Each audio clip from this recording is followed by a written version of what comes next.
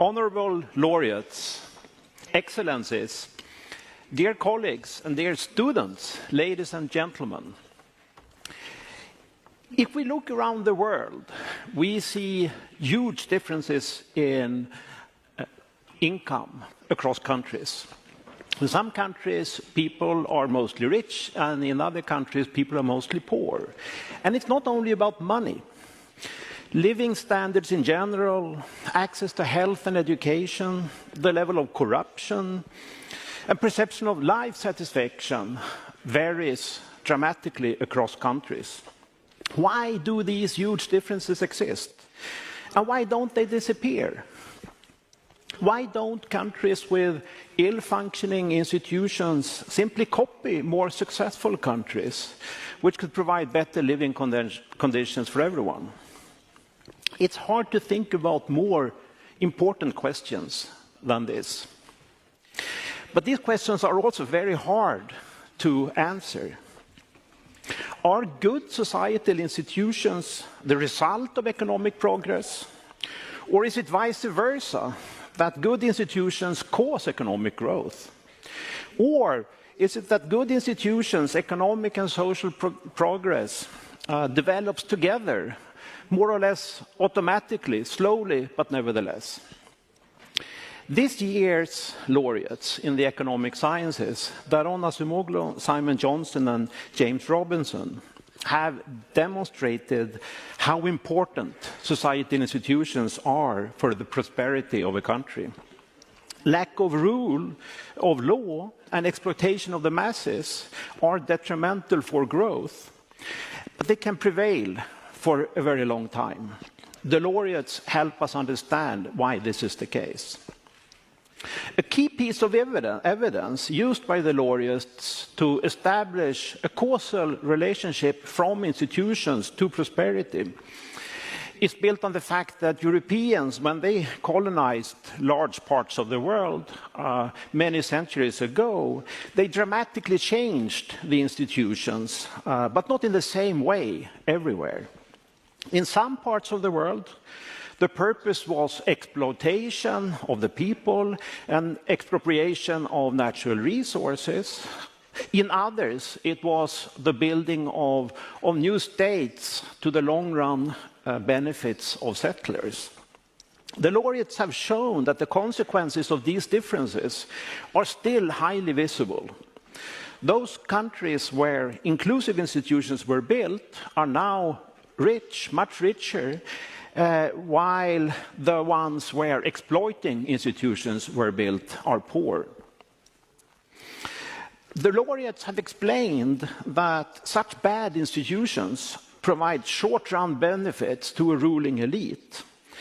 Although the introduction of more inclusive institutions, less exploitation and the rule of law could provide benefits to everyone, the rulers cannot credibly promise not to steal the fruits of these changes later on.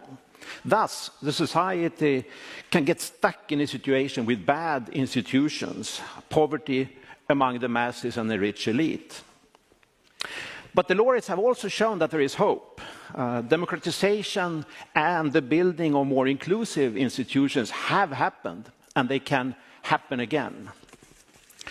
So it's a great honor for me to present this year's laureates, and the first lecture will be given by Daron Acemoglu, Institute Professor at the Massachusetts Institute of Technology. Please, Daron, the stage is yours.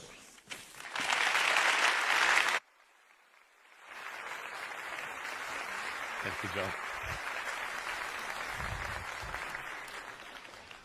Thank you very much. It's such a great honor to be here to deliver one of the 2024 Nobel lectures, in large part because it means we've been awarded the Nobel Prize, which is a fantastic honor. But rather than talk more about my joy about this, let me delve in and talk about institutions, technology, and prosperity. I'm going to take this opportunity to tell you a little bit about how I got interested in those questions, how Simon, Jim, and I approached them, but also provide a framework that I think is useful for thinking not just about history, but about some questions of import today.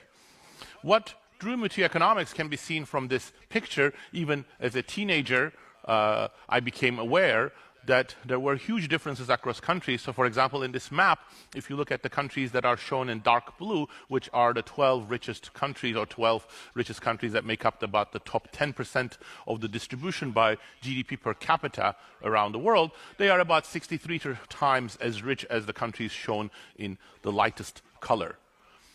That's a staggering gap in a hyper-connected, globalized world, and it constitutes, to me, one of the most puzzling but one of the most exciting questions of social science.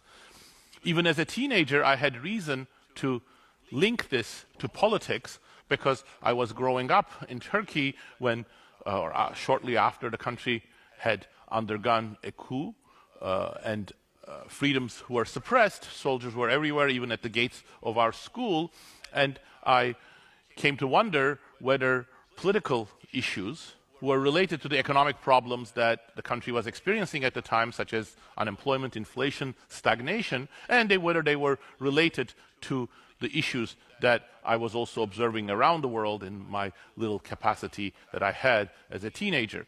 So today we would say that those issues are related to institutions, broadly speaking, property rights, laws, regulations, political arrangements that influence the distribution of political power, who has political power, how that can be exercised, and the distribution of economic resources, which shape incentives and opportunities.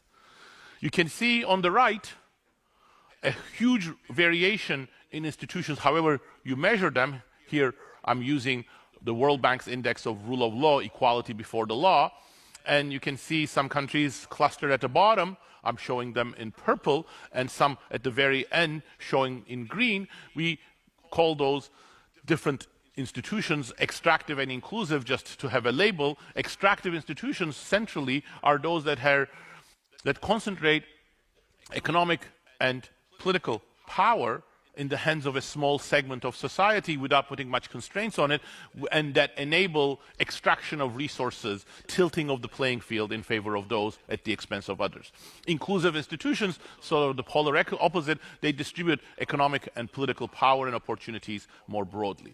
You can see a strong correlation with GDP per capita, but correlation, of course, is not causation. In the parlance of economics, we would say institutions are endogenous. It may well be that, as John said, rich countries demand or can afford better institutions, whatever dimension of it you focus on, or it could be that there are some other omitted factors that are responsible that influence both prosperity and various dimensions of institutions. These ideas go back a long time. Montesquieu was one of the people who eloquently, although idiosyncratically, identified one version of it, which we later refer to as the geography hypothesis. He wrote, "The heat of the climate may be so excessive as to deprive the body of all vigor and strength," and continued, "Slavery is more supportable than the force and vigor of mind necessary for human conduct." From this, Montesquieu concluded that his theory of separation of powers and republican forms, constitutional forms, was applicable to people who lived in cold climates, but not to those in hot climates who deserved and would end up with despotism. So perhaps that's what we're seeing. How can we cut through this quagmire? Well, you need institutions, and you need context, and you need theory. So European colonial history seemed like an ideal lab for us, not just because it's one of the most formative events of the last millennium, but because, as the figure I showed already indicates, and I'll go back to it, the range of institutions you see in the former colonies spans the whole spectrum. So here, the countries that I picked at the bottom and the top, and they're not the only ones, by the way, are all former colonies. So you see this variation in the colonial sample as you see in the whole world. But also, we need a much more specific theory, in fact, a two-layered theory, first about how institutions evolve and influence economic outcomes, and secondly about why institutions vary. Why do you see that whole range of differences in the colonial world in terms of various dimensions of institutions? And that's the heart of what, in a more fancy way, econometricians, statisticians, economists would call an instrumental variable strategy, meaning you identify historically a source of variation that you can then exploit to to explore the causal effect of institutions. So let me talk a little bit about that theory. In a schematic form, here is one representation. Political institutions and the distribution of resources are what I call state variables. They come from the past, not in an unchanged form, but they come from the past, and they influence de jure political power and de facto political power. De jure political power, allocated by political institutions, is who gets to vote, what are the rights, what are the representation, what are the constraints, and so on. But reality is that a lot of politics is not just about what is written on parchment, but it's about the reality of politics, how you form coalitions, how you influence others, how you use military resources, threats, and so on. Unfortunately, a very real part of institutions in reality. And it's the sum total of de jure power and de facto power coming from who is rich, who is poor, who is enabled, who is empowered, that determines collective decisions. And the collective decisions that we most care about are about institutions. Economic institutions are shaped by this struggle. And the red arrow there is what we're interested in. It's the impact of economic institutions on economic performance, something like aggregates like GDP per capita growth, but also who gets the benefits, the distribution of resources in the future. And also the sum total of de jure and de facto political power also shape the evolution of institutions. Institutions are persistent, but they also change. There is nothing historically stasis about political institutions. When we come to thinking about why was it that big variation existed between countries that were colonized by Europeans, we need a sort of a perspective too, and the way that Simon and Jim and I thought about this is summarized in the schema, but here let me start from the end, ROD, which is the link from current institutions to current performance. That's what we're interested in estimating. Link C, from early institutions to current institutions, is like how do colonial institutions, arrangements, power, and so on affect the organization of these societies today. And link B was the heart of our theory, or one part of the heart of our theory, which is the co-determination of settlements and early institutions. Europeans settled in some places and set up indirect rule or just try to rule with a few people there over a large indigenous population. But of course, settlements themselves are determined endogenously. People were more likely to settle in places that offered greater riches. So the approach that we developed was to look for something that would in turn be more exogenous to these dynamics, but still influence these settlements. And that was, of course, the local disease environment. Europeans had almost no immunity to yellow fever, malaria, many gastrointestinal diseases from the semi-tropical areas. So in some places where such diseases were absent, living conditions were more comfortable, healthier than even in Europe. But in some places, Africa, Central America, parts of Asia, Europeans faced staggeringly high mortality rates. So the chain of causation, therefore, is from these local conditions to settlements, co-determining institutions, which in a way that I'm going to explain in a little bit once I provide the framework, then those persisting to some extent to current institutions, and then enabling us to estimate that link D. But the key here is what econometricians we would call exclusion restriction, meaning that this potential settler mortality that Europeans faced at the time was not directly affecting current performance, but it's affecting through these channels. So that's the theory plus data, and in our case that's plausible because the lack of knowledge about germ theory of disease, about these infectious diseases and those immunities, those are long in the past, hundreds of years ago. So now the main channel is through these things. So of course, a hard part of any empirical project is the data. So once we collected the data, we cleaned it and developed some degree of trust in it. So we looked at a figure like this, which you would call the first stage of this instrumental variable strategy, meaning the relationship between the endogenous variable that we're interested in. Again, I'm using the rule of law, doesn't matter much which index of institutions you use actually, and against the potential settler mortality in the colonial era. Potential here I'm emphasizing because in some places Europeans didn't actually settle, so these are numbers from military expeditions and such so on. And you see a very strong relationship here, which when we first discovered it, this was the eureka moment for us. Oh my God, there is something here. It's actually pretty big, so there is some quite high degree of projection of these current day institutions to long ago settler mortality rates.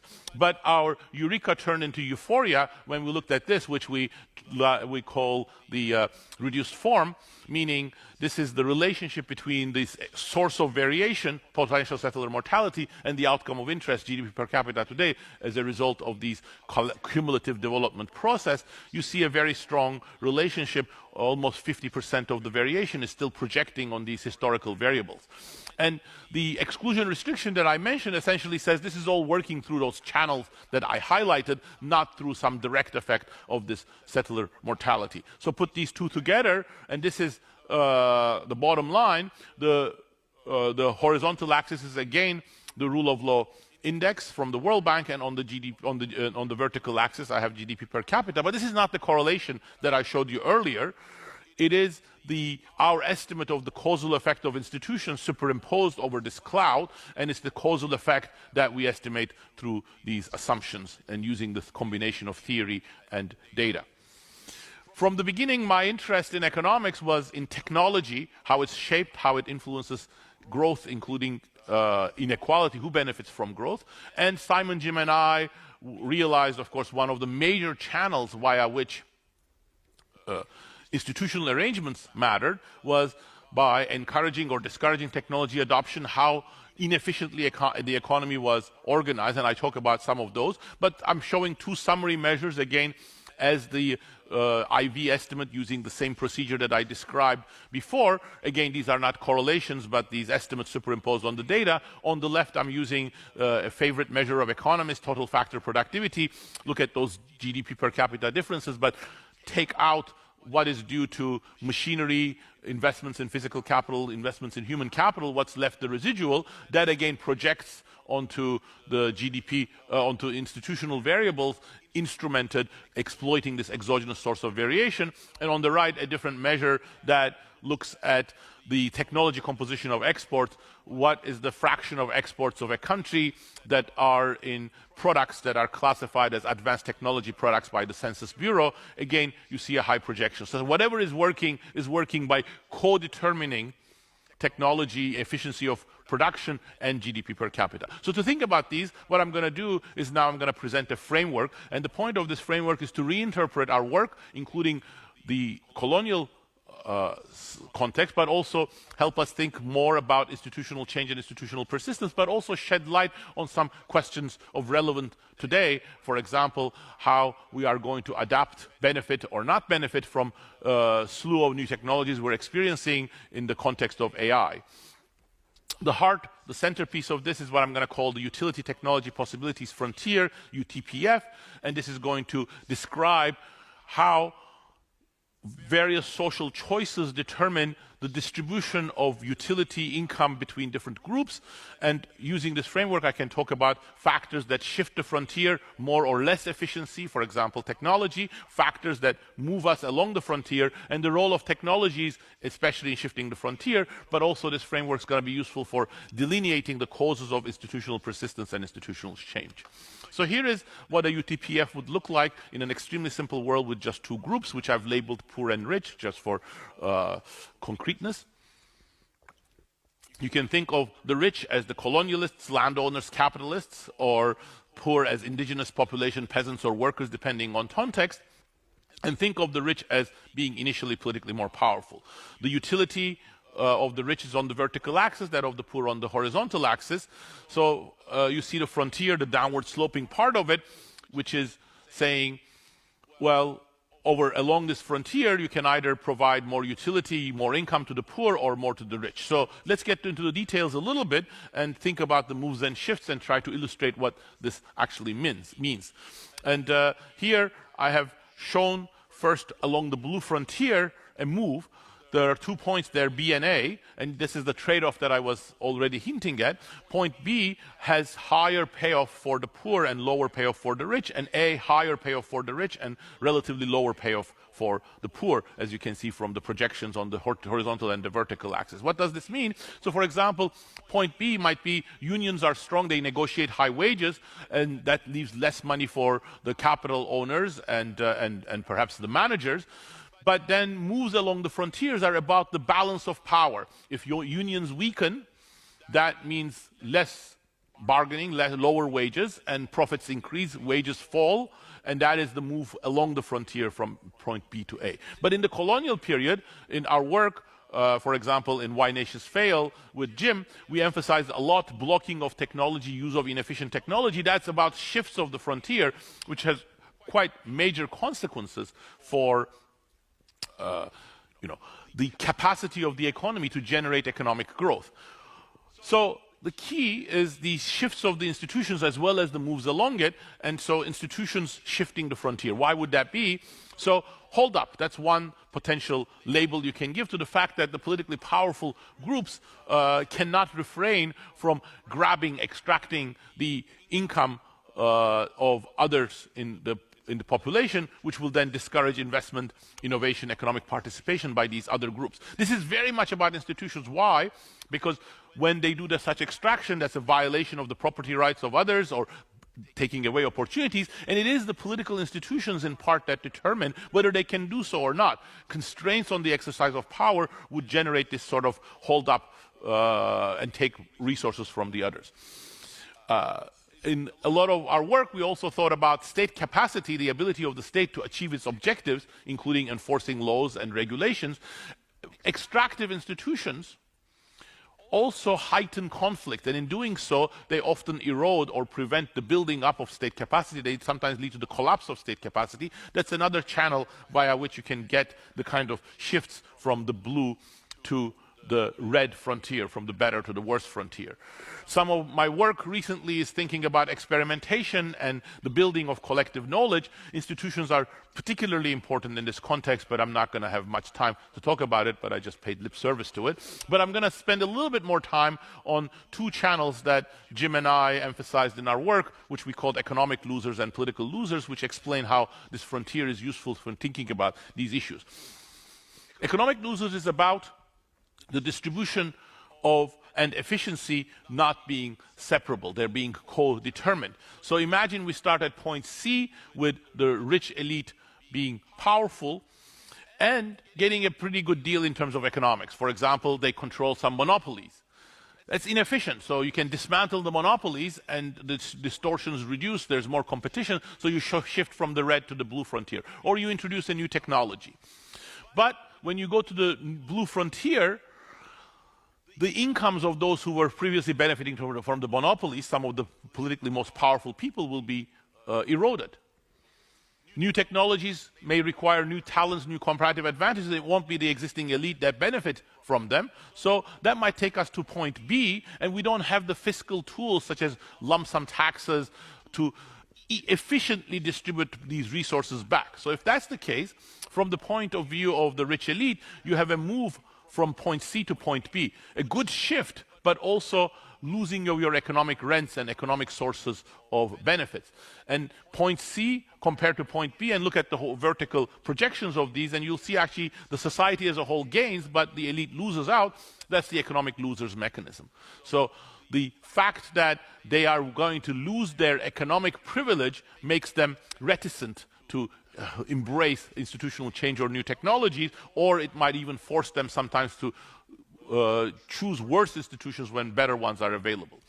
But the problem is not just about fiscal tools. And in fact, the political losers, what we call the political losers mechanism, is, we believe, is more fundamental. So here again, we start at C, the same monopolies, the same bad technology, and better alternatives are available. We shift to the blue frontier, but now the instruments are available, so you don't have to go to point B, you can go to point A. The best of all worlds, both the rich elite and the citizens benefit. But here is the catch. Change economic change begets political change. This is what Jim and I called in Why Nations Fail political creative distraction. Some discontent is created that creates political instability, or even more importantly, the foundation of the political power of the elite may be eroded by economic change. So as a result, you expect the flow, you lose political power, and once you lose political power, the same fiscal tools are now turned against you, so you start traveling from point A to B. So the choice may be between C all the time versus A today versus B tomorrow, and if you expect to lose a lot from your loss of political control, you will be in this political losers situation. You oppose political change because of fear of loss of political control. So we think is very fundamental, and in fact, it's very much interwoven with the theory of economic change, the theory of political change that John mentioned, how democracy emerges sometimes peacefully. It's about the ability of different people to make concessions and arrange the gains from economic interaction. So again, start at point C, but remember that the elite controls institutional power, de jure power, but sometimes the more numerous rest of society may get de facto power. They may solve their collective action problem. They may pose a revolutionary threat. And when that happens, the situation is dire, so you have to make some concessions to stave off that revolution as an elite. So that concession may be moved from point C to point B. The elite still controls de jure power, but that's now a disadvantage because they're making a concessions, but everybody understands that those concessions are temporary. The revolutionary threat is here tomorrow, here today, gone tomorrow, and when that threat goes, you will draw back those concessions. So go back from point B to point C. So what do you do with this? So one way of dealing with this situation is to actually change the distribution of de jure power. Institutional change as a commitment to actually making these concessions more durable. So that was the heart of our explanation, and this is what, for example, the British politicians in the context of the First Reform Act, the first major piece of democratic legislation in the 19th century, when Lord Grey introduced to the Parliament, the principle of my reform is to prevent the necessity of revolution. These framework frames the way that we thought about the colonial era as well as others. So let me talk a little bit about the colonial era. Understanding extractive institutions is quite straightforward. Colonial institutions were characterized by a huge imbalance of power, militarily and otherwise, in the hands of the Europeans. But limited fiscal tools for extraction that would be more efficient, so they set up hugely inefficient, hugely repressive monopolies, extractions, coercion systems for labor extraction, and a small elite ruling over a large landmass and large population. Political control was paramount in their mind. So political losers mechanism was central. So it's no surprise to us from this framework that you ended up with highly extractive institutions in the colonial era in all of these places which the Europeans tried to control, especially in the places they didn't settle. But why different in the settler colonies? Not because Europeans became with better models of democracy and implemented them, and not because colonial authorities had different designs. In fact, we documented that they tried to do often the same things as they did in the Spanish America, in North America. But it didn't succeed. It didn't succeed because the balance of power was not as skewed. First of all, the settlers could move to other places, the open frontier, in this often relatively empty land compared to the places like the Inca, Aztecs, or India. But also European colonial authorities were less willing to exact the same violent repression on Europeans as on the native population. So that more balance also meant that often they had to make concessions to the lower strata, which were these indentured servants and so on. You see that in the Jamestown colony in Virginia, Pennsylvania, and Australia. First, more inclusive, a little more inclusive economic institutions, more inclusive political institutions, some legislatures and so on, and that kick-started a very different process. But if I want to talk more about the colonial era and other episodes, another concept that is useful, and I'll introduce that briefly, this is what we called critical junctures, periods of disruption because of demographic change, new economic opportunities, new technologies that create room for both institutional and economic change. And the way that I conceptualize that is something that leads to major divergences from small differences. And so again, look at the frontier. With the red, I'm showing the frontier under extractive institutions. The blue is the shift, the better frontier, when you have more inclusive institutions, but in regular times. But small change becomes much amplified during these critical junctures, so that's why I am drawing in green what the same institutions would achieve during this period of critical juncture. Why? There are no new opportunities. So changes now enable much more beneficial variations in terms of economics, in terms of who runs the firms and who invests and who innovates and so on. But critical junctures are also times of institutional divergence. If you try to increase repression in order to deal with these new opportunities, new instabilities, that's a shift inwards, that's the black frontier. Path-dependent, but also very divergent change is how we try to conceptualize it. And you see, once you do this, new commonalities, for example, between colonialism and the spread of industrialization. In colonialism, it was these small differences that led to huge variations in terms of institutions. Before Europeans arrived, there were differences in terms of institutions, in terms of some civilizations that were pretty elaborate. And there were some income differences in the colonial world. But these small differences became amplified. Why? Some relatively inconsequential things like the local diseases that didn't matter so much for the indigenous population suddenly had a much different meaning in terms of institutional trajectories when Europeans, with their huge power imbalance but their lack of immunities, arrived. Industrialization within the colonial world can be understood in the same way, but let me actually talk about industrialization within Europe. Within Asia, within the colonial world, you see these divergences during industrialization, some countries taking advantage of industrial opportunities, railways, new factories, some others resisting them. Why? Well, again, small differences becoming amplified via institutional trajectories diverging, via different reactions to technologies and how that shapes the path of technology. So the France and the Habsburg Empire weren't that different in the 18th century, but differences in the political dynamics make that the political losers mechanism was much more of a concern for the Habsburg dynasty, or as von Gens, a leading lawmaker, put it, we do not desire at all that the great masses shall become well off and independent. How could we rule over them otherwise? So that meant that these new opportunities were met with greater repression and refusal from the Habsburgs, and not so from France or some other countries, institutional divergence, economic divergence. And institutional responses, for example, during the progressive era, the balance of power shifting back and forth between monopolies and not.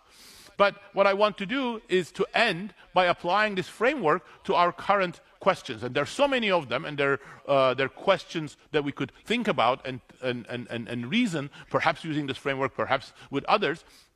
But one that I think is at the back of the minds of many people is about digital technologies, new inequalities, and the age that may be shaped as the age of AI. So again, let me start thinking about this using the red frontier where we were, and imagine we were at a point like B0, where there are relatively high wages, shared period of growth throughout the 3 decades that followed World War II. And for a variety of reasons, balance of power starts shifting, deindustrializations, unions becoming stronger, weaker, and that's a shift from B0 towards B1. Now think of B1 as favoring the capital owners and the professional workers, the highly educated who become the managers at the expense of manual workers. But the key is, again, technology and shifts of the frontier. So for example, in my work with Pascual Restrepo, we have emphasized how you cannot understand the current period without thinking of automation and how technologies have changed. And automation is particularly important because it shifts tasks away from labor, especially manual or low education workers, towards capital. So it's really shifting and tilting the frontier. And that's what I'm showing here with the blue frontier. It's tilting in favor of capital owners and professional workers and against workers. That's one conceptualization of automation. So now the situation is much worse because you're not just moving along the frontier, but the whole shift is against the manual workers. But age of AI is intensifying these trends. But what I have emphasized in my work, and I firmly believe, and for example, what I have written with Simon Johnson, with Pascual Restrepo, with David Outer, is that AI is a versatile technology. You can use them in many different ways. You can use AI to provide better information to make workers, manual workers, much more productive. That's what we call pro-worker AI. And if you do that, you can go back to something like the black frontier, which provides a chance for building shared prosperity. Wages, utilities, incomes of different segments of population can be high. But the fear is that it can also lead to the green frontier, even more distorted, but also not so favorable. This is what we call excessive automation. This is very bad for workers, but not so good for the capitalists and professional workers either, because when you're doing the excessive automation, you are not benefiting because it's excessive. You're actually losing some of the productivity. It is a good way of controlling labor. It's not a great thing for labor, but it's not so beneficial either. So there are choices that are political as well as technical about how we develop AI and how we use, which is going to be critical, not just for the distribution of resources, but the critical juncture perspective says about the evolution of institutions. If you create different types of technologies and different kinds of distributions of gains, that also has implications about who is going to be empowered and how democracy will function and so on. So in conclusion, I am really excited to be here for many reasons, but one of them is to be able to share what I'm really excited about, which is about political economy of institutions and technology. And I think the framework, as well as the summary of the work that I provided, was meant to convey not just that enthusiasm, but that once you start looking at the world through these lenses, you see new commonalities. And there are lessons that we can draw from very disparate episodes, such as the spread of industry, colonial period, for the current age. And I think not just these commonalities, but others will be the heart of the political economy of technology and our understanding of the future of institutional divergences and institutions and technology. And I think many people in this room and many people around the world who are really excited about these issues, I think are going to make amazing contributions here. And if we can continue to be part of this journey, Simon, Jim, and I would be amazingly happy. Thank you.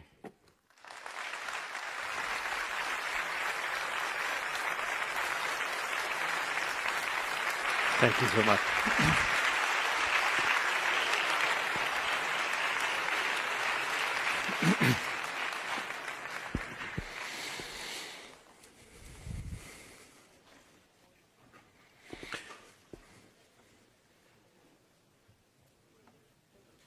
Thank you so much, Daron.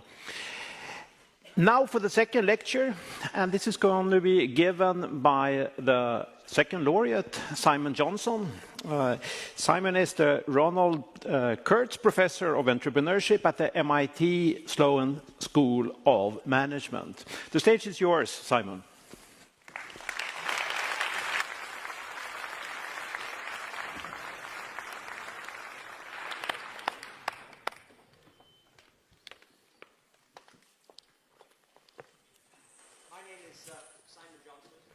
I'm a professor at MIT Sloan School of Management, and my lecture is called Disease Environments, the Mortality of Europeans and the Creation of Institutions in the Colonial Era. If you look at the Korean Peninsula from above at night, this is what you see. There is no light, almost no light visible from North Korea. And that's because, as I think most of you know, North Korea is a very poor country. North Korea is also run by a rather brutal totalitarian regime, raising the question of, are the North Koreans so poor because of the totalitarian regime, or does the causation flow the other way? And of course, South Korea, a completely different country in terms of its characteristics, a democracy in which a lot of people are included and have rights, is today struggling or arguing intensely about the nature of its democracy and the importance of democracy for prosperity. Now, if you take this comparison between a country with quite extractive institutions where a small elite gains all the power and all the wealth, and a country that is much more inclusive, take that idea to the world, you can actually measure, and many people have done this, there are many different indices out there, how countries vary in terms of being either more inclusive or having more extractive institutions. And this is what that map would look like. So the countries have some color coding. There's a variety of experiences out there. And if you take this map and compare it to GDP per capita, so GDP per capita is not a perfect measure, but it's the best measure we have for prosperity, you can see there's a very high correlation between more inclusive institutions and more prosperity. This map shows all the countries of the world, and I've divided them into two colors. The red ones are former European colonies, which is about a little bit over a third of all the countries in the world today, and the blue dots are other countries. So you can see that the former European colonies span, roughly speaking, the entire experience of institutions today, how inclusive they are, and GDP per capita today, how wealthy people are. And I am emphasizing European colonies because when we started to think, myself, Doran Asimoglu, Jim Robinson, about the potential ways to think about causation, do institutions cause prosperity or prosperity somehow cause and bring with them institutions? Our attention was drawn to the experience of building European empires. This is a map of the British Empire, actually around the middle of the 19th century, before the so-called scramble for Africa. Subsequently, a lot of Africa would have received this red color. But you can see, just from looking at the map, the broad span of British control, the range of countries that the British managed to run one way or another for a long period of time. And if you know something about the history of these countries, you may immediately realize that some places where the British had control for a long period of time are now really quite prosperous, and other places where the British had control for just as long are now today very poor. And this is not a statement that holds just for the British Empire, although the British Empire is a very interesting, important, and difficult part of this experience, but other empires have similar variation in the outcomes across former colonies.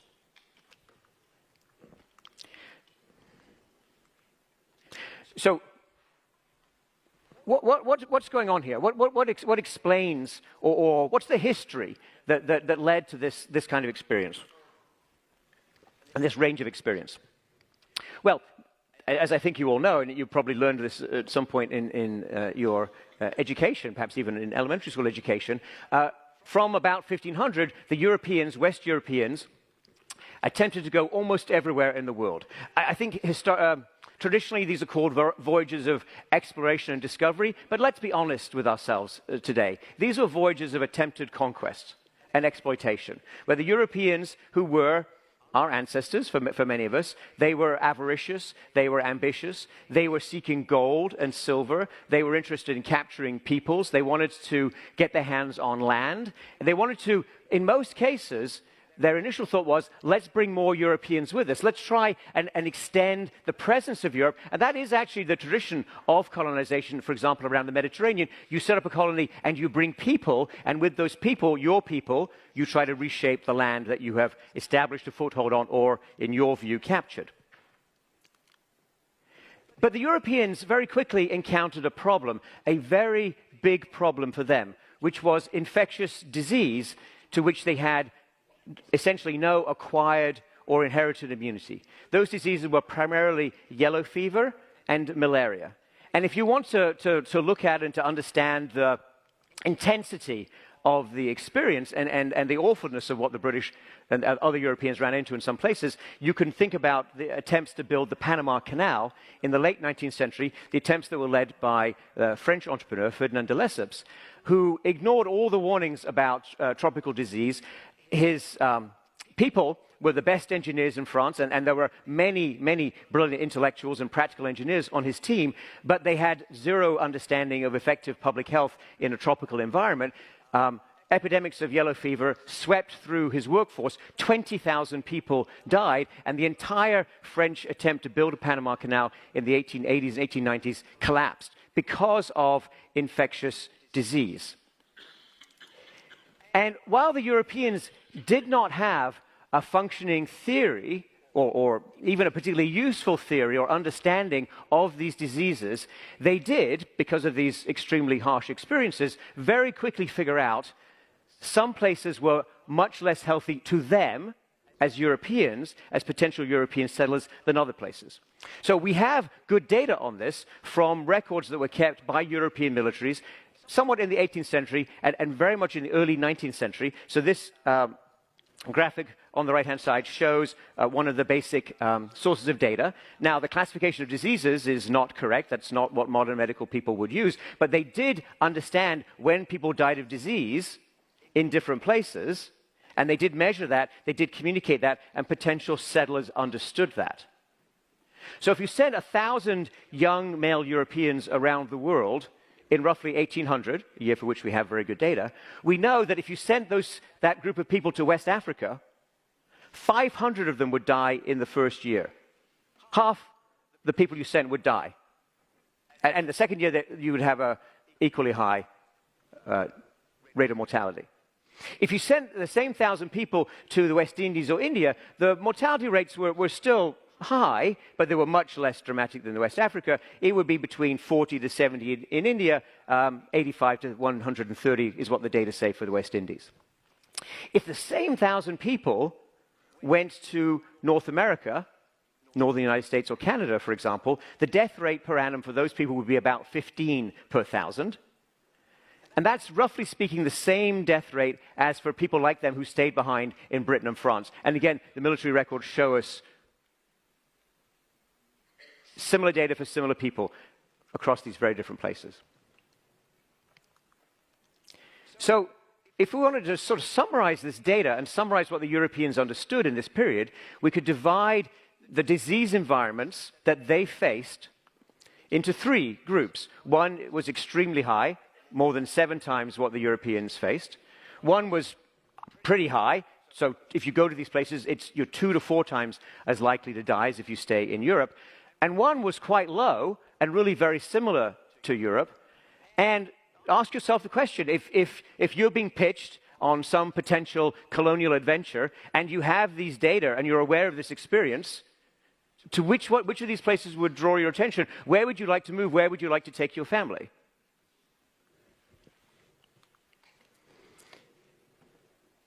So the Europeans understood this, and let me be very clear, and it's super important. We said this very clearly at the beginning of our papers on this topic, and I must reiterate this to you today, that wherever the Europeans went, the outcomes for local indigenous peoples, the people already living there, were incredibly harsh. And I know of no substantial exception to that statement. However, there was a difference between the strategies that were pursued in 2 sets of countries. In those places where settled mortality was low, where the risk of death from disease was no higher than in Europe, the Europeans established what many people have called settler colonies. So the Europeans came, and they settled, and they tried to bring more Europeans. And how do you bring more Europeans? How do you entice Europeans to come from Europe? You offer them the rule of law, you offer them property rights, you offer them some political voice. That's inclusive institutions. Now, what happens in the other places, the places where you don't want to take your family, the places where Europeans don't want to settle? Did the Europeans leave those places alone? Did they back away entirely? No, of course they didn't. The Europeans were looking for opportunity, advantage, profit everywhere, but they didn't want to go in large numbers. So they established a presence, they found ways to build control, they minimized the number of Europeans on the ground, and they extracted value from the local population in every which way they could, creating what we now call and what we now see around the world as extractive institutions. If you got extractive institutions, you didn't get good outcomes in terms of economic growth subsequently.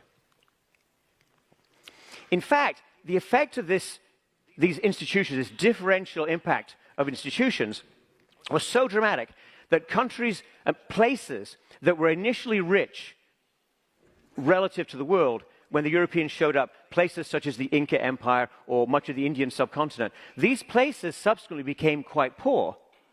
The places that have become rich within this sphere of extensive European influence is places, not the indigenous peoples, but places that initially didn't have much by way of resources or much by way of concentrated population that the Europeans could capture.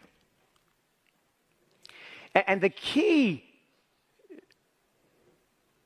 driver of the massive differential in income per capita today is whether or not you industrialized early among the former European colonies, and that's primarily about whether you had inclusive enough institutions. This graph shows the USA, UK, India, and China, their share of world manufacturing. And you can see that when the Industrial Revolution starts, at the end of the 18th century, the United States is nothing in terms of industrial production. India actually had very substantial and very impressive, high-quality industrial production. But in the 19th century, as the modern tools of industry spread, it's the Americans who were able to take advantage of that. In fact, by the 1890s, the US is the largest industrial power in the world. And look at what happens to India, losing its share steadily, unable to industrialize because of the institutions that have been imposed and run by and taken over by the British. So if you look at the data today, you can see a very robust pattern. It really doesn't matter. There's lots of different measures of institutions. You can pick and choose. You can run this exercise for yourself at home. Many people have run these regressions over the past 25 years, and we should do more of that. It doesn't matter which measure you take. Lower settler mortality, the places that had that lower initial mortality for Europeans, have more inclusive present-day institutions. So if you look at the relationship between settler mortality and income per capita today, you get this line. Actually, today's line is the red line, the solid red line here. The line that we originally estimated from our papers published initially in 2001 is the dotted blue line. So to be clear, income per capita around the world does drift upwards over time. That's what you're seeing here. But the regression line, the slope, is almost unchanged, which means that the inequality of the ability of settler mortality to explain differential GDP per capita around the world remains remarkably consistent and soberingly consistent despite all the discussion about institutions, all the attempts to reform, all the rhetoric around institutions we've seen over the past 25 years. This regression result remains quite robust. But while this might be an interesting result for you, I think and I hope it should also raise a question, which is, you know, if this is so obvious, if this has been with us for so long, if extractive institutions are so painful, why do they last? Why don't countries and peoples find their way out of it? And I really want to have an important shout out here to some of the scholars many of the scholars who've come after us and who have built extremely interesting and I think important work on to help us understand exactly how extractive institutions have persisted. So I'd like to mention, and these are just three examples, but three wonderful researchers. Lakshmi Iyer has done work on colonial India, identifying that land tenure, the way that land was held, and the rights of people relative to land has turned out to be an incredibly persistent measure or aspect of institutions that has lasted through hundreds of years. Melissa Dell has found, in the case of Peru and also Java in modern Indonesia, it's the way in which labor was used and forced labor schemes imposed by the Europeans that have had these long-lasting effects and that have proved difficult to shake off. All those legacies remain with us. And Nathan Nunn has produced this incredibly important and I think massively consequential work that we should all study and understand and think about the full consequences of the slave trade. The slave trade that was created by Europeans, it was run by Europeans across the Atlantic. The slaves were brought across South America to the West Indies and to North America. And the consequence of this slavery remains with us, both in the countries where the slaves came from and in the countries where the slaves arrived. And this historical depth of knowledge is important, I think, in part because the 20th century had many amazing achievements and if you like, medical miracles, which you might think should have changed everything. For example, this lack of knowledge about yellow fever and malaria, which was a huge deficiency in human understanding, it was fixed by scientists at the end of the 19th century. In fact, Ronald Ross, who had a couple of the most important ideas that helped precisely pin down how mosquitoes transmit malaria, Ronald Ross made those breakthroughs in 1897 as an obscure doctor working in India and some other places. In 1902, he was recognized with a second ever Nobel Prize for Physiology or Medicine. And by the 1920s, this is a cartoon that shows an enormous, mosquitoes are not actually this big, an enormous mosquito dropping malaria bombs and yellow fever on people. There was a broad understanding that this is how these important infectious diseases were spread. Sadly, this knowledge was not converted into completely accessible public health until the 1940s, so that we should ponder that gap between the Nobel Prize and actually making the technology available to people around the world. It took far too long.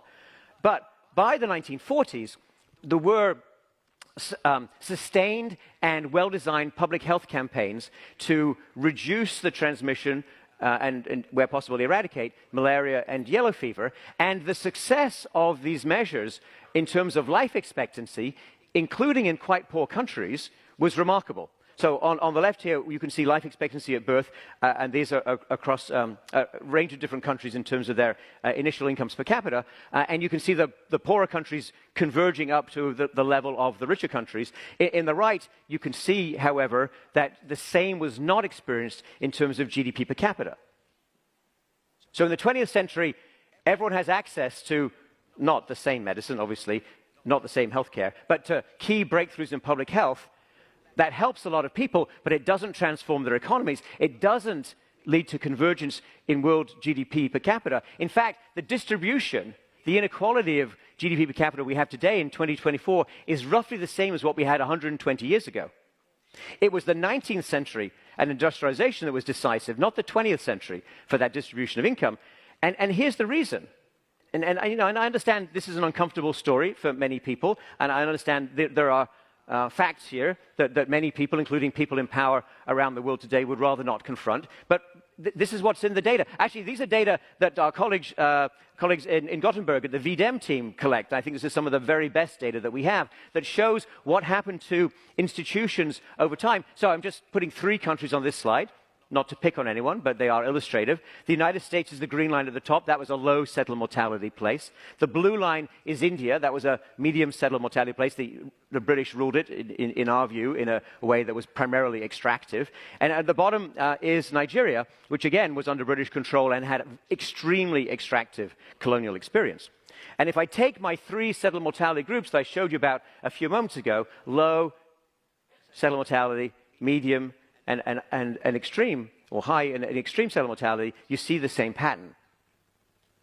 That the institutions that you had in 1900, and you can go back earlier in a slightly more fragmented way with the VDEM data, for example, these institutions, they change from year to year. There is crisis, there's a coup, there's political volatility, sure, but there's path dependence. There's a legacy. There's a shadow of colonialism, and that shadow depends on whether that shadow is entirely malevolent or somewhat good for some people, depends on exactly how the Europeans ruled you. Now, we did spend, we were grateful to have been awarded the prize for work we did 25 years ago. It feels good. But we haven't been entirely idle over the past 25 years. We've attempted to pursue these issues across a variety of dimensions, including understanding what it means for economic policy, ways in which you can actually improve institutions or deliver on better economic growth. We've also dug more into the history of institutions, including outside the colonial experience. So the colonial experience and these papers were intended to get at causation in a clean way, in a way that you could see the data, in a way you could understand the causation. But we also looked at the French Revolution. We've also looked at the expansion of Western Europe, the way in which some of the better institutions in the world, including in Western Europe, some of the ways that those were developed. And we've also spent a lot of time on the United States, because you know, if you took our papers seriously, and I'm glad that some people did, the United States looks pretty good. But of course, the United States modern experience is far from, let's say, good for everyone, and it's far from good in every year. So we've had a major financial crisis, we've had a slowdown in productivity growth, we've had a repeated struggle to benefit from and continue to invest in science. And if I could just put these points together in my last 9 minutes, in summary form for you, in a way that hopefully is forward-looking, in a way that hopefully drives research agendas, either supporting us or, go for it, knock holes in our research agenda and our propositions. A lot of people have built their careers on that too, and I wish them well. In summary, if I summarize the history of the entire experience, it would go like this. With a few dozen small wooden ships, some Europeans conquered the world and shaped modern institutions to do what they wanted to do. When industry advanced in the 1800s, and of course the ships became a lot larger, the structure of European empires determined today's global division of labor, or if you prefer a blunter version of that, whether you live in a country that makes computer chips and software, or a country that primarily exists by sewing other people's clothes, that comes directly out of the 19th century industrialization experience and where you sat relative to inclusive and extractive institutions in that moment. But today, of course, technology has changed even more, and we have machines, and we have ships, and we have processes that dwarf anything that we've seen in history. And you might think that if you have strong institutions, you're all set. Because after all, you're well positioned to invent new technology, you can hopefully create more good jobs, and actually, if you're a really powerful country, or a collection of countries like the European Union, you have a seat at the table to set the global rules, for example, for trade, or for capital flows, or for migration, or for anything else that you think matters. But there is an important caveat that looms large over us, particularly in this age of the emerging artificial intelligence, AI, which is being recognized this week with the chemistry prize and the physics prize entirely appropriately, because these are fundamental and massive transformations of technology. But new technology does not necessarily benefit everyone. Technology actually, over history, and this is a topic that Dron Asimov and I wrote a book on recently, we reviewed 1,000 years of history. We read the history so you don't have to for 1,000 years. You can easily find inventions, and the cotton gin would be one of the most awful, which actually helped a few people, those who were white slave owners in the southern United States, but primarily made it easier and cheaper to expand slave plantations across what we now call the Deep South. And this is a technology that was made even more valuable by industrialization, because now you could sell a lot more cotton to Britain for turning into shirts in Manchester. Now, we have had some good experiences, including experiences that centered around automation. Henry Ford automated production of assembly of cars. He brought electricity to the production line, which was a really fundamental transformation. And he created a lot of new tasks for humans to do. A lot of those tasks required expertise. But it's that second piece that I want you to focus on. Because if you just have automation without new tasks for humans, what you're going to get is a lot of unemployment, a lot of de-skilling, a lot of people being pushed down to the lower end of the labor market. And the fear that we have, this is work that Dron Asimoglu, David Order, and I do at MIT, the fear that we have is that we will now be, we are already in a phase of excessive automation where we do a lot of automation, we replace people with machines and algorithms, but we don't create enough new tasks that require skills. And if that's your focus, and if that's now powered by AI, and the machines and the algorithms become so much more potent, then the consequences of this industrial revolution are going to be much more unequalizing and much worse for more people, including in the United States, including in Western Europe. And what will the consequences, the spillover costs, whatever you want to call them, be for lower income countries, or countries with more extractive institutions, or countries where ordinary people have less political voice? It's a good question. You should work on it. I don't think it's going to be good. So what should we do? Dron and I work in an engineering school. In an engineering school, certainly a school like MIT, you look for solutions. The attitude of MIT when we won the Nobel Prize was, that's fantastic, what are you going to do now? And that's the right attitude, if you ask me. And so what we do is the following. Dron and David Order and I have a center that works on, it's called Shaping the Future of Work, and we're focused on understanding and trying to help promote and develop what we call pro-worker AI, which means artificial intelligence being developed in ways that will help boost the productivity and the pay and the status of people who did not go to 4 years of college. We're also, of course, focused on and emphasizing how the rapid aging of the global total population is going to create new issues and new problems that need to be confronted from this dimension. I personally would like to take some of the lessons I learned from COVID, which was an absolute and complete disaster, but yet we have the scientific knowledge, we have incredible human capital, we have brilliant people like Michael Minna, who had fundamental and important insights into what public health needed early in the pandemic, some of which we used in our work, many of which were ignored by policymakers. We need to do much better. We need to remember that gap between Ronald Ross's Nobel Prize and better health being available to the world. There's no way that 40-year lag should be acceptable to any of us. Now, improving people's health is not enough. It's necessary but not sufficient. You also need to move the ball on economics, on an economic growth, in a sustainable manner, in a way that respects the planet, in a way that understands climate change. So these are difficult problems. Work on them. And use the brilliant technology being highlighted this week. So when there was a fantastic event for Nobel Prize winners in Washington, D.C. a couple of weeks ago, which I attended, with the chemistry, with John Jumper from chemistry and the biology winners. And I saw John Jumper explain how AlphaFold will transform biological research, how it will enable...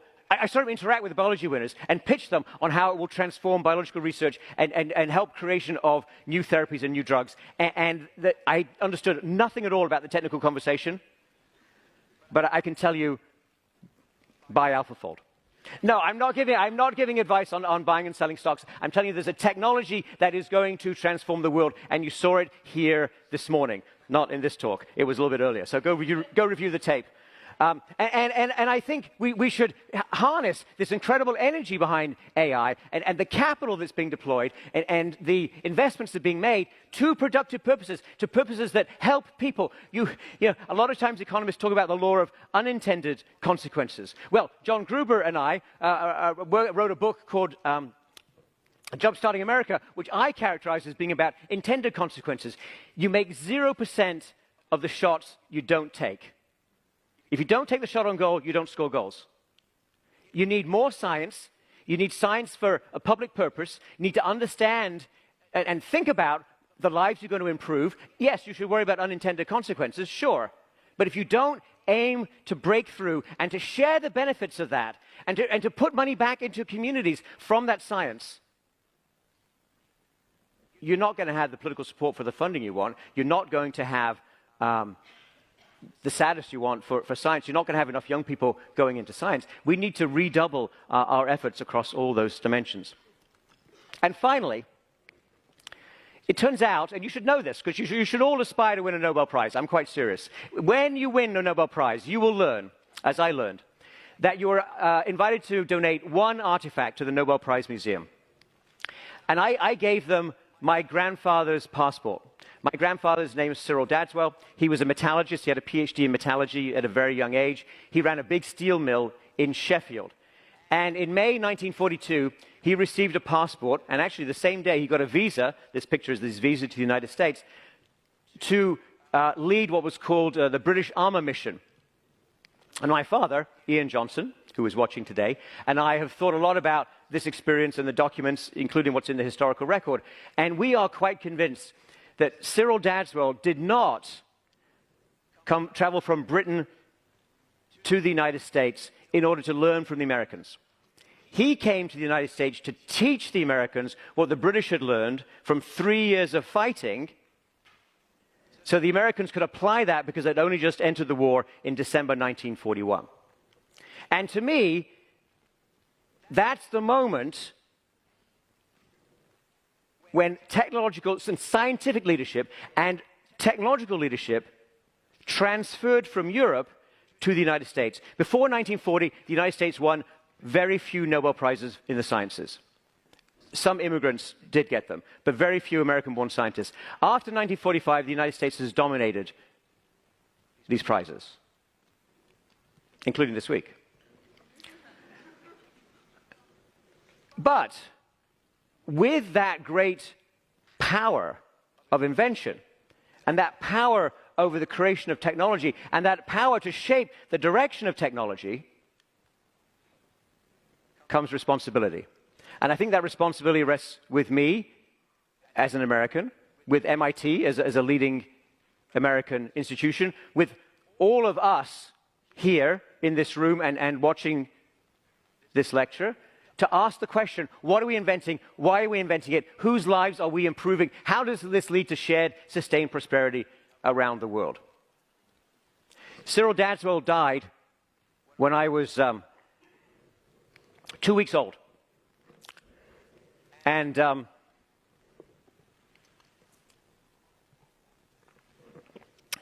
his life story was always told to me by my mother, his daughter. And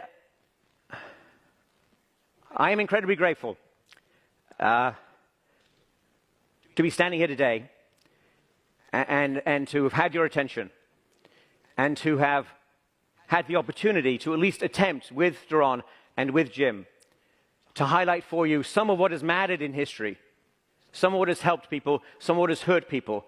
And none of this was ever intended as a passive knowledge acquisition exercise. We want you to have some tools, some ideas, some inspiration to go change the world in a better direction. Thank you very much.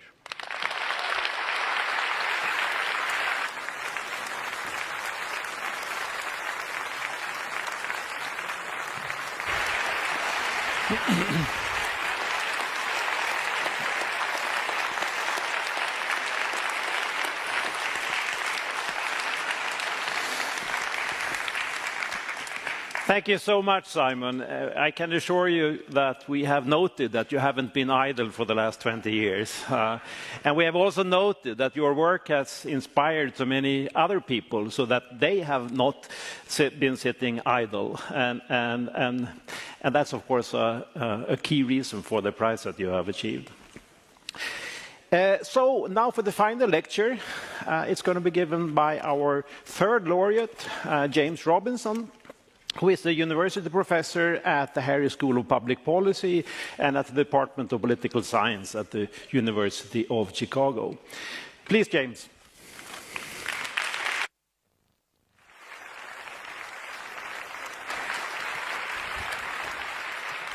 Okay. Great. Thank you very much. Thanks very much. Thank you. I was going to say thank you for inviting me, but I'm not quite... I'm not quite sure that's appropriate. Anyway, I'm very honoured and happy to be here, and a little distressed to go last after what you just saw. But let me have a crack at it anyway. Here's my Nobel lecture. It's called "Path Towards the Periphery," and you'll see by the end, hopefully, what that's about. Oops. Okay. And so I'm not going to repeat what Simon and Daron have talked about the evidence that we try to provide on the importance of institutions for comparative economic development and comparative economic growth. But what I do want to focus my comments on and the ideas is to talk about what are these institutions, what do they mean, and where do they come from? And I think that's particularly important for the people in societies, who are poor and would like to do something about those institutions. How do you change those institutions? How do you do it? And of course, it's also very important for us as outsiders wanting to help people in poor countries. How do we engage in a constructive way with people in poor countries? How do we help them improve their institutions?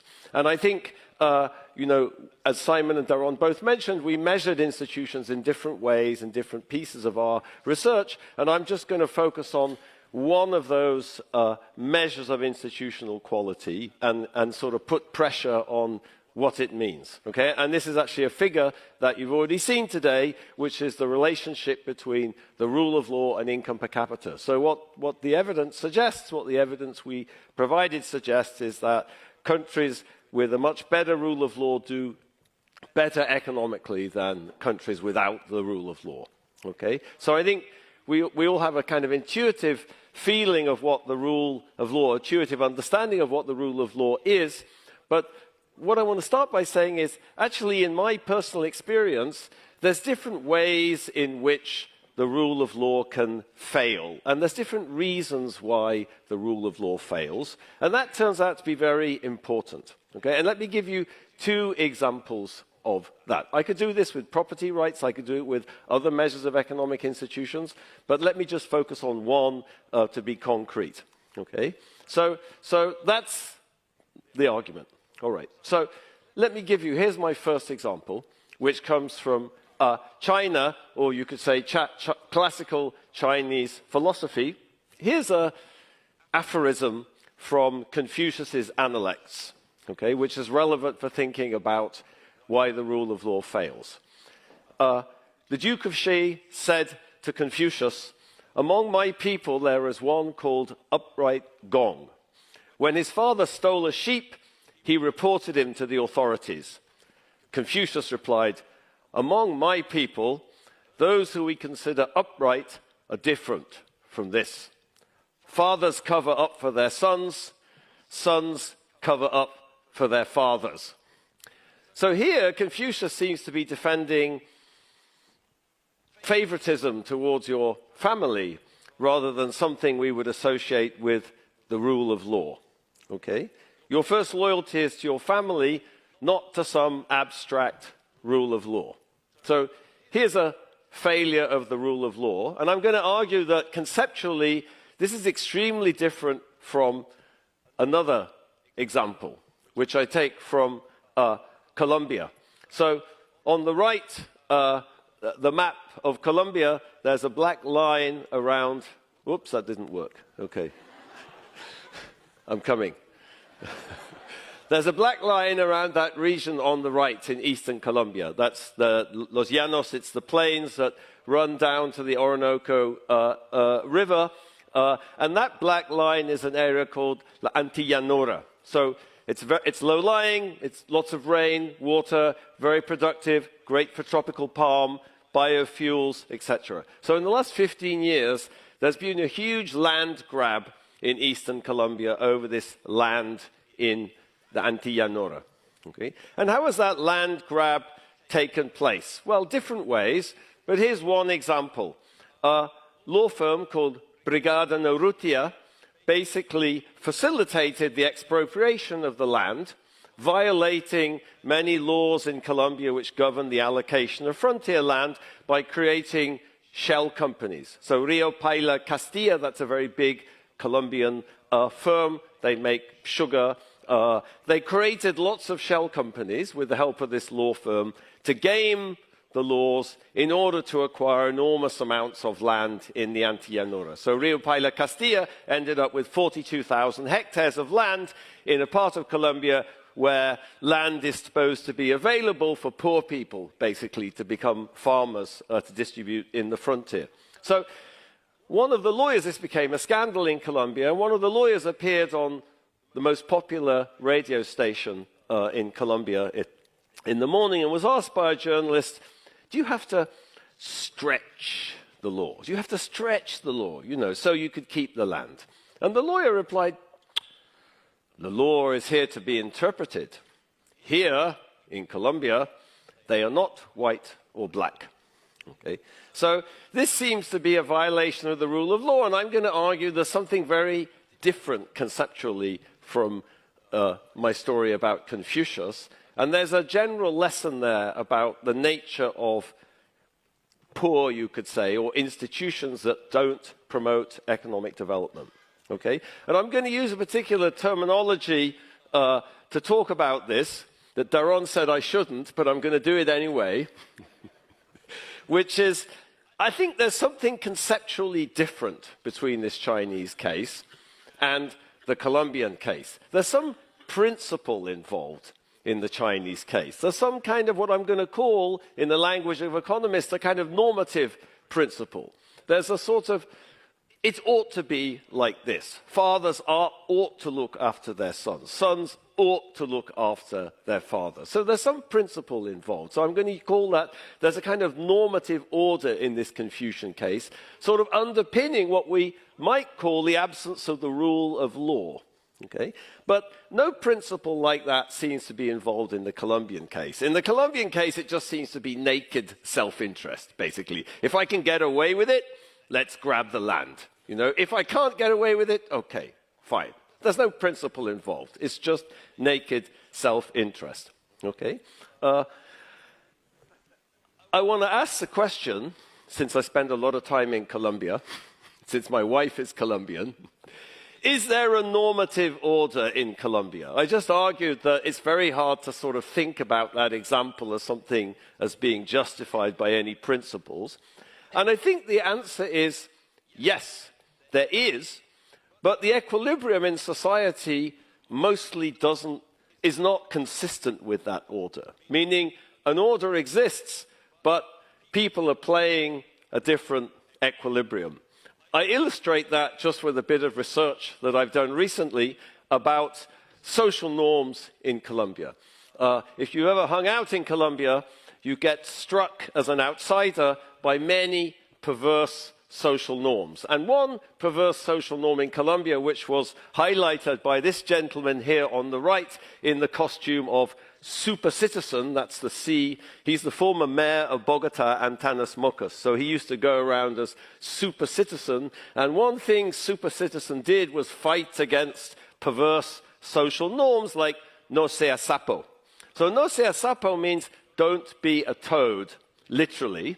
And it's used to correct people who try to stop bad behavior. So let's say I see someone cutting a red light or stealing something or behaving in a socially inappropriate way. I could say, hey, stop doing that. Don't do that. You shouldn't do that.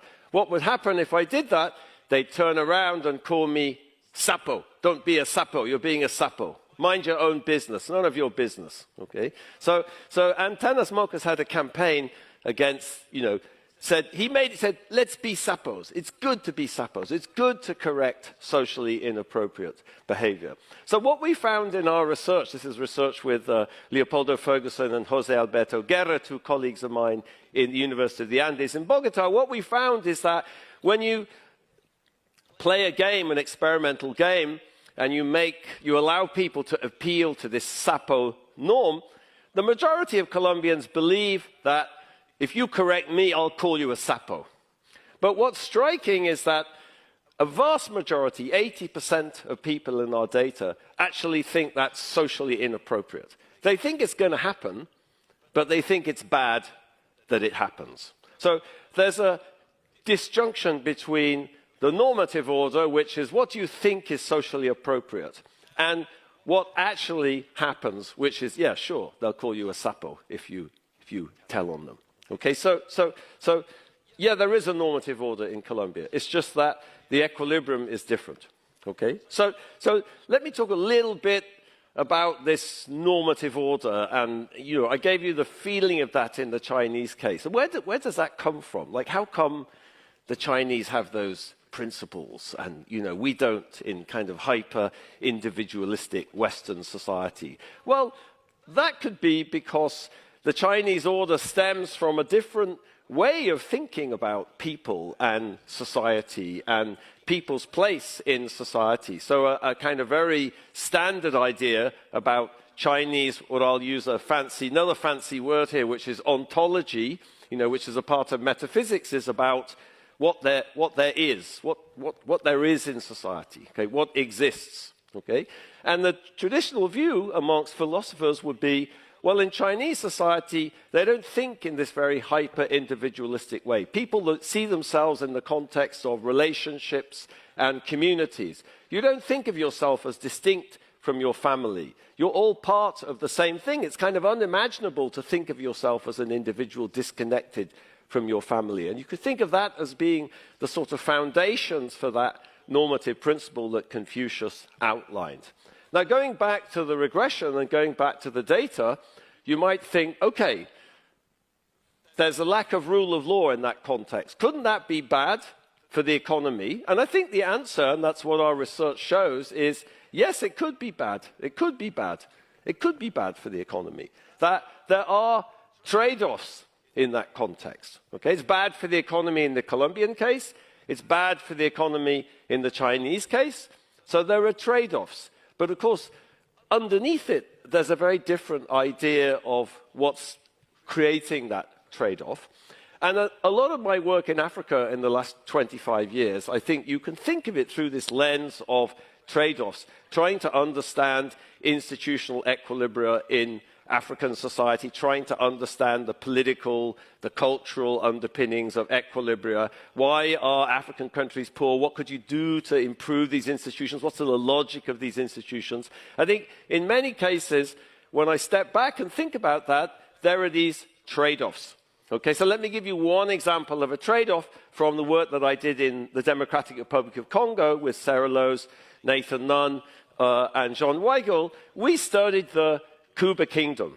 Okay, so the Kuba Kingdom was a pre-colonial state which emerged in the 1620s. It was created by a political entrepreneur called King Xiam.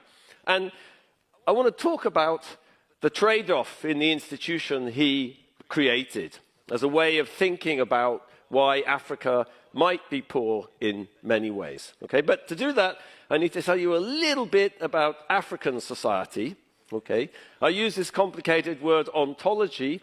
Here's a philosopher talking about the ontology of African society. So Placide Tempels was a Belgian cleric who was probably the first Westerner who really thought seriously about the way Africans think about the world and tried to understand from their perspective, how does the world look and in what sense is that different from the way the world looks to us. So here's Temples, he says, the concept of separate beings which find themselves side by side, entirely independent of one another, is foreign to Bantu thought. Why does he say Bantu? Well, he worked in Southern Democratic Republic of Congo amongst the Luba people, so he was thinking about people who use Bantu languages, who have kind of cultural elements in common, which comes from this historical Bantu expansion in Africa.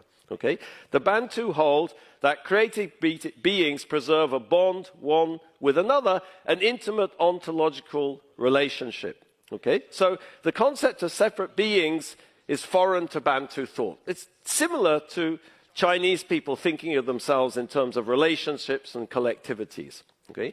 And I think it's very important in understanding African society to understand that kind of worldview, you could say, and how it's institutionalized through kinship groups, through clans, and through this notion of wealth in people, that the most fundamental thing is people. Okay? And I always like to illustrate that with a board game.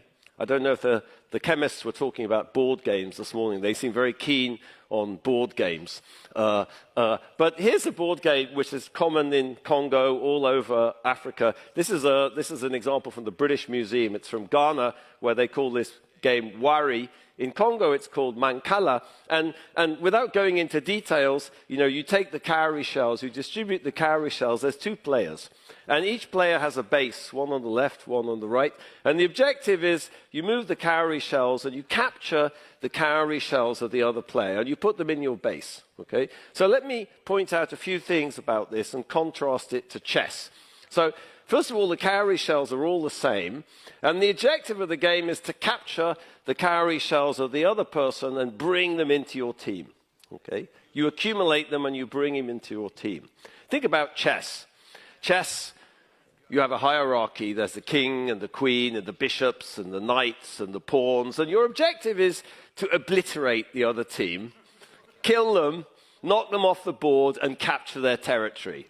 Okay? So I always think the difference between Mancala and chess is a beautiful metaphor for the difference between African society and Eurasian society. You don't want to kill people and knock them off the board. You want to bring them into your team because people are valuable and there's wealth in people. So let me go back to the Kuba Kingdom. Here's King Xiam. This is a statue of King Xiam. It's called an Ndop. And the person who formed the Kuba Kingdom in the 1620s, he's sitting in front of a Mancala board. That's his emblem. The great historian Jan van Sina called it his emblem. Okay, why is he sitting in front of a Mancala board? Okay, because it symbolizes the social contract that built the state in the 17th century. He said, okay, I'm building a state, I'm building a centralized political institution, but I'm doing it in a way which is consistent with the fundamental normative order in society, which is symbolized by the Mancala board. Okay, so this was a particular sort of state. Okay? It was a state which incorporated this principle. What does that mean institutionally? What does it mean in practice? It means that kinship groups and clans were merged with the state. That's what anthropologists call a segmentary state. Okay? In Western society, following the tradition of Max Weber, we think that when you build a state, you get rid of the kinship. You get rid of family. No. You don't. You merge it all together. Okay? So, did that cause trade-offs? Sure. Political science is full of discussions of trade-offs. I want to talk about a particular trade-off that we discovered in our work in Congo, which is related to the rule of law. So, when King Sham did this, it was a very ambivalent event. Okay? And the ambivalence of this is actually recorded in the oral history. So in the oral history of the formation of the Kuba kingdom, King Sham, first of all, has to make himself head of a clans. Okay? He was forming the clans into a state and merging them. He had to become head of a clan. How did he do that? Well, there was already a head of a clan. He had to kind of overtake this chap. How did he do that? Well, that person who was head of the clan had to anoint him. So he hid under a rubbish dump. The head of the clan walked past, saw the rubbish, he spat on the rubbish. King Sham was anointed. Then there was a competition. They all had to get a hammer. They were going to throw the hammers into this lake, and whoever's hammer floated was going to be the person who could bring the kingdom together. What did King Sham do? He cheated. He got some balsa wood, he put some foil on top. Everyone else had an iron hammer. They threw the hammers sunk, his floated. So the oral history records King Sham formed a kingdom, but he cheated. Now that's very different from British political history. I don't know about Swedish political history. And it symbolizes the ambivalence that people felt towards this creation of this institution that could have threatened the fundamental normative order of society. And what we found in our research is that Kuba people are actually much less committed to abstract rule of law than other people. As a legacy, in my interpretation, as a legacy of this ambivalent creation of an institution. Okay, so there's a normative order there. The Kuba kingdom might not be like modern Britain, but there's a logic to the way it was constructed which reflects the principles of African society. Okay? Now, that's not to say that African societies are trapped into poverty by their normative orders. In fact, the world changes, normative orders changes, and in fact, it's obvious, and this is some work that Daron and I have been doing for the last few years, that any society has multiple normative orders, even if one of them might be hegemonic at a particular time. There's different ways of thinking about the organization. There's different ways of rationalizing things. There's different arguments you can use. Okay? And in fact, if you look at the emergence of economic growth, whether it be in Britain since 1688, after the Glorious Revolution, that we studied in our work on Atlantic trade with Simon, that we studied in our book, Why Nations Fail, you see a lot of what's going on there is actually a reorganization of the normative order. It's a kind of reorganization of the principles that justify particular institutions and particular ways of doing things. Okay? And what I'm going to show you is it's actually the case in Africa, successes in Africa, contemporary successes in Africa. Those too are based on reorganizing their normative orders. Okay? So let me tell you a little bit about the Glorious Revolution. Okay? So I've been telling this story a lot in the last couple of months, but the first day Daron and I met, which was probably about March 1992, I don't remember the exact date, and we didn't have mobile phones in those days, so I can't recover it. The first thing we talked about 20 minutes after my job talk, unsuccessful job talk, had many of those. The first thing we talked about 20 minutes after my unsuccessful job talk, was a paper by North and Weingast, Barry Weingast and Doug North, on the implications of the Glorious Revolution in 1688. We walked out of the old St. Clement's building at the London School of Economics, and he looked at me and he said, "Have you read this paper by North and Weingast?" And I had, it turned out. So we've, since then, done a lot of research, and with Simon, on these political transitions that took place in early modern Western Europe, and tried to understand the connection to institutional change and economic growth. Okay? And what's interesting at the time of the Glorious Revolution was there were multiple normative orders. So if I just think about the political sphere, there were different ideas about legitimate political authority. There was James II, who was in power, who was kicked out of England by the Glorious Revolution, who had a model of the divine right of kings. James II claimed he had inherited legitimacy and the throne from God, and he didn't have to be accountable to anybody. On the other hand, there was a completely different normative order, popular sovereignty, where people said, no, that's not right at all. Okay? If you read John Locke's two treatises of government, Locke spends the entire first treatise basically trying to demolish the idea that anyone got any authority to rule Britain from God. Okay? So having cleared that out of the way, he moves on to what does popular sovereignty look like, and what does the organization based on popular sovereignty look like? So those two normative orders, sort of justifications for how society and how political authority should be organized, they contested each other. They fought. There was a civil war. There was a revolution, and popular sovereignty won. James II disappeared to France, and William of Orange became King of England. Okay? Now, when you look at that, it was a political conflict, but it happened in a very specific cultural context.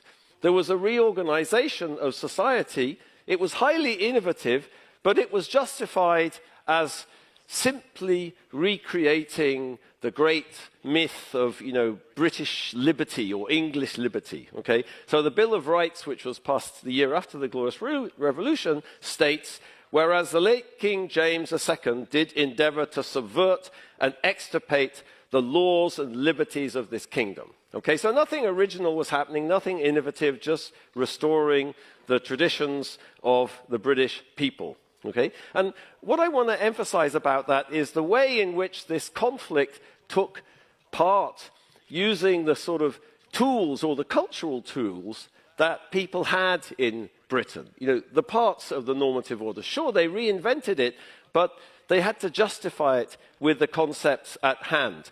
I think you see that in lots of these instances. Even Confucius, for example, if you read Confucius, you read the Analects, you see that Confucius specifically says he's not proposing anything new. He's just trying to recreate the proper way that society should be governed, which goes back to the Zhou emperors. The Meiji Restoration, okay?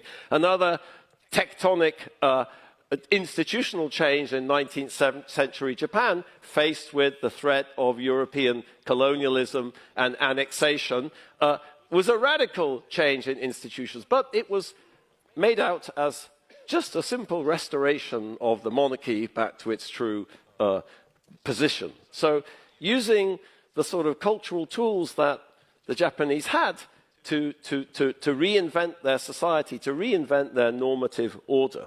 Okay?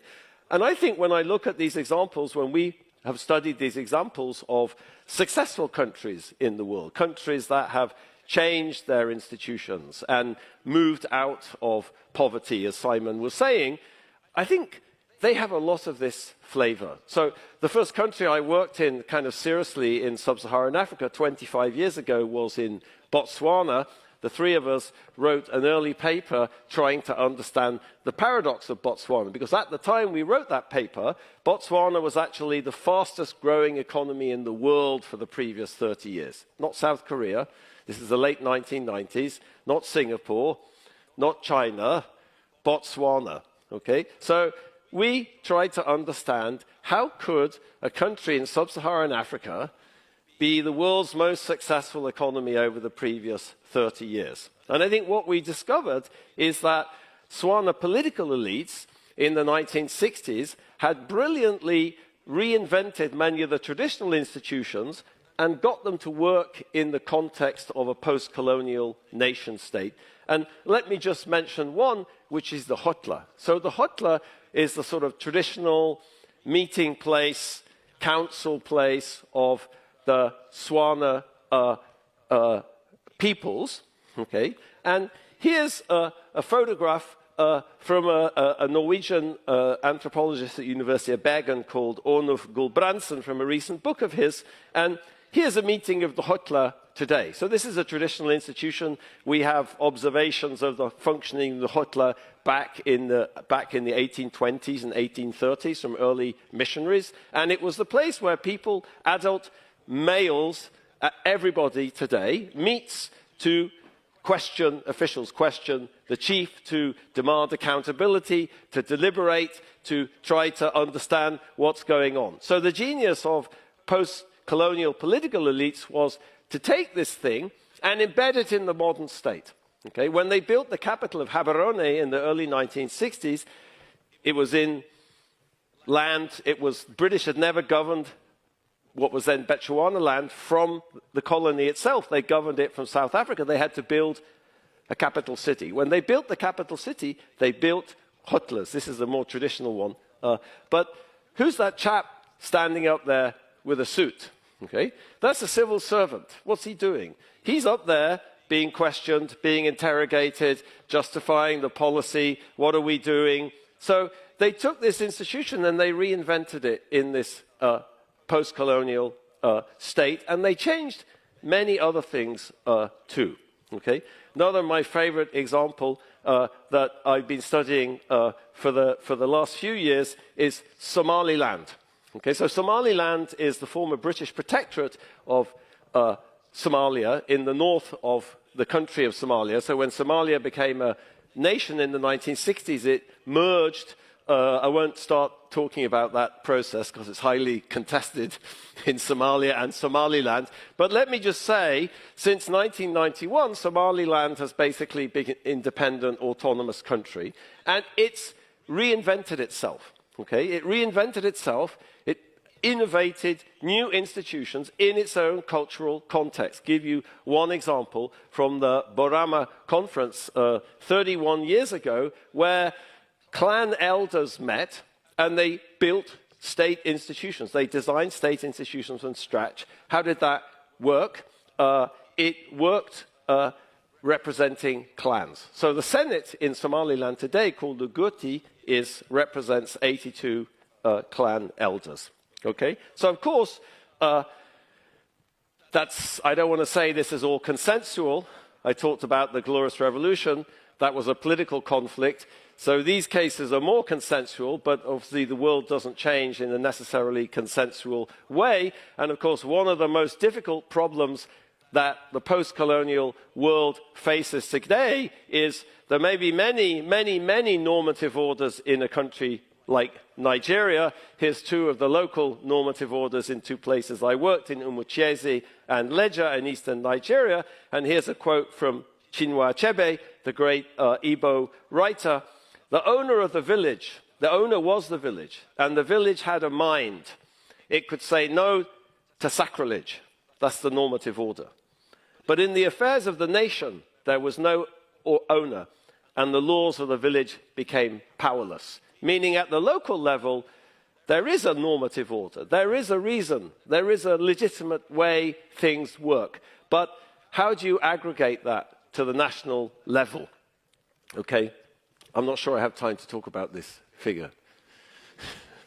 But let me just say, I started to motivate this by asking, how do poor countries with poor institutions, like the weak rule of law, poor property rights, different sorts of property rights, how do they improve those institutions? I think the main point I'm trying to get across here is we need to unpack the logic of those institutions. We need to understand how institutions fit into the local society, fit into people's understanding of the local society, fit into their ontologies, their worldviews. And I think that means the nature of the problem to improve institutions is very different. The nature of the problem to improve institutions in Colombia is very different from the nature of the problem in many parts of Africa, where there is a normative order in Somaliland, in Botswana, at a local level in Nigeria.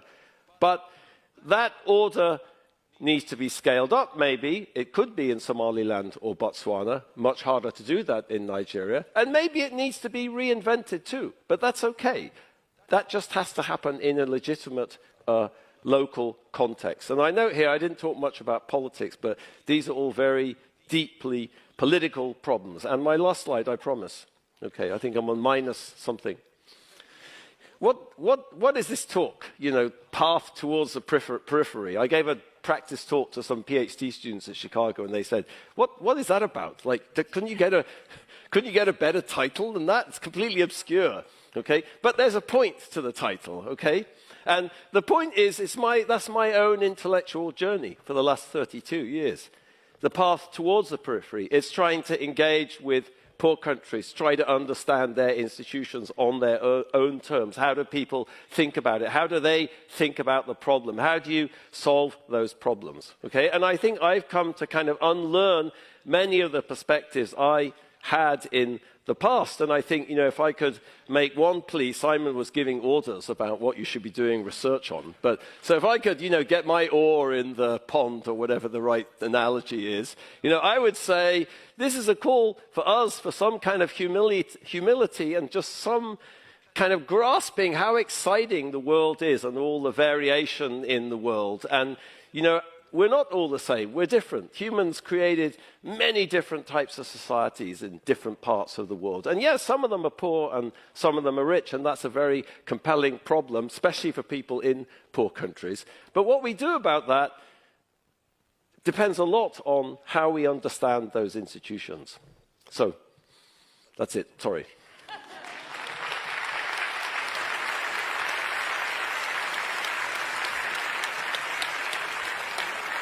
Oh. Thank you so much, Jim. And thanks to Daron and Simon. Please come up.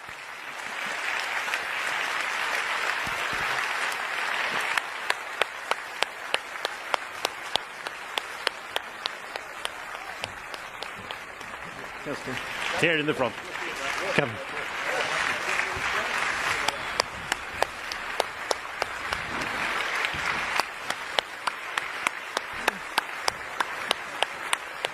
Thank you so much for a fascinating and inspiring 3 lectures. It's been a wonderful afternoon here, I'm sure, for all of us. And I'm so glad also that you really have demonstrated the width and the broadness of the area that we call the economic sciences. So thank you so much.